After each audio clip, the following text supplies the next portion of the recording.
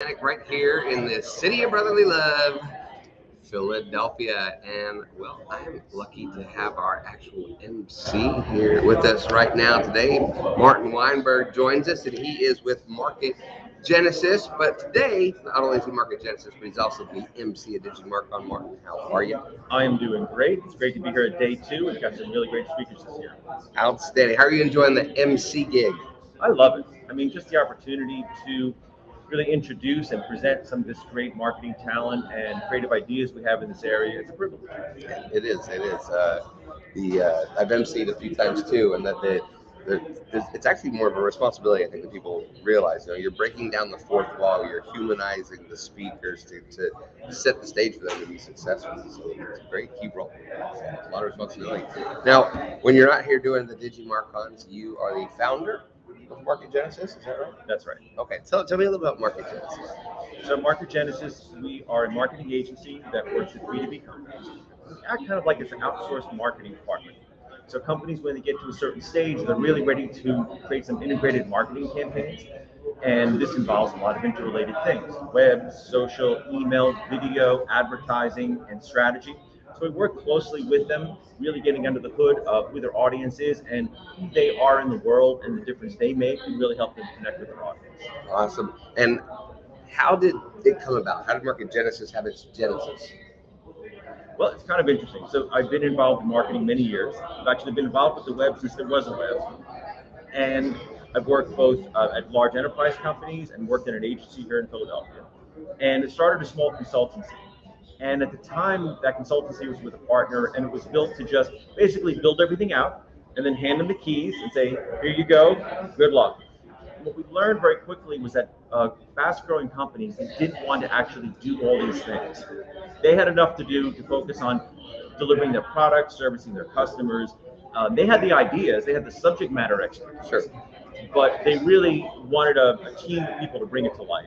And there's so much to marketing these days, so many interrelated skill sets, copywriting, design, strategy, that it's hard for one person to really excel at all of it. And it's also more than a small growing company can do to hire like an entire team of people of experts.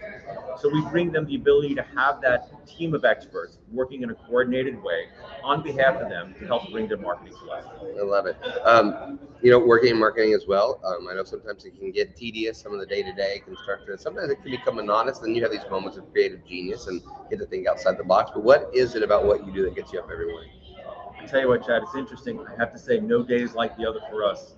And one thing I really love about the business that we are in, and marketing and communication, is that there's always new opportunities, there's new ways to create things. What was true last year is not necessarily true this year in strategy. Or yesterday. And I'd say now, in fourth quarter 2023, that our world is moving faster than it's ever moved before.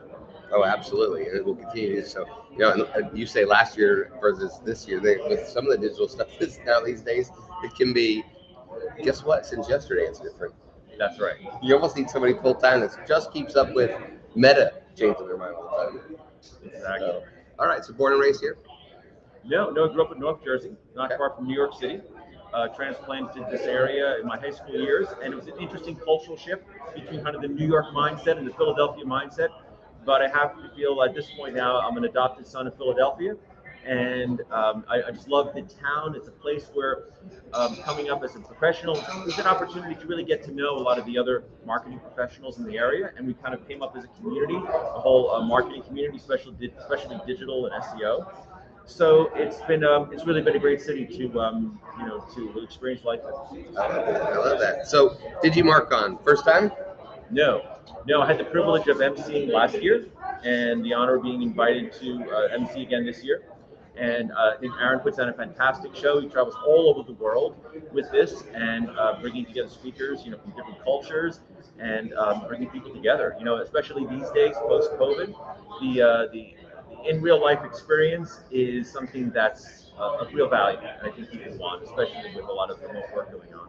No, I agree with that completely. I look forward to these moments. I've done a few Digimarcons as well, and there's lots of benefits. But I would say one of my favorite things about Digimarcon is Aaron and his team. Man, they hook up lunch like nobody else. Oh, I tell you what, Chad, I've been to conferences at some very big places where everybody gets a little cardboard box Yep. with a stale turkey sandwich and a cookie and an apple, which nobody eats. If you're People are lucky, like, there's a rat pickle. yes. And nobody eats the apple because you don't know where that's been. There's no place to sit to eat it. I mean, it's just horrible. And Aaron, every year he delivers like gourmet quality meals. And it just makes the whole experience better. Everybody feels like great hospitality, and I think it's a whole market. Yeah, it's kind of the little cherry on top to say this is one of our differentiators, from those. I keep meaning to ask Aaron because I've been to a few of these, maybe about 10 Digimarcons, and lunch is different every time, but there's always asparagus. It's like, I don't know if it's his trademark or if it's just some kind of, there's always asparagus. I didn't remember to ask him about that. So besides lunch, though, what's your favorite part? Why do people need to come to Digimarcon? You know, to the break times are essential. Talk to the other attendees, talk to the speakers, talk to the vendors. This is a small enough conference, not like thousands and thousands of people. You can actually connect with some of the thought leaders that you're hearing and have some one-on-one time and really start to grow professionally. Well, I agree completely with that. The numbers make it more intimate, right? You don't feel like you're scrambling to see who you can see. There's not big lines to meet people you want to talk to. So yeah, the accessibility is a great thing. Martin, thanks for hanging out. I know you got to go introduce another guest, so cheers. It's a pleasure. All right, Take care. take care.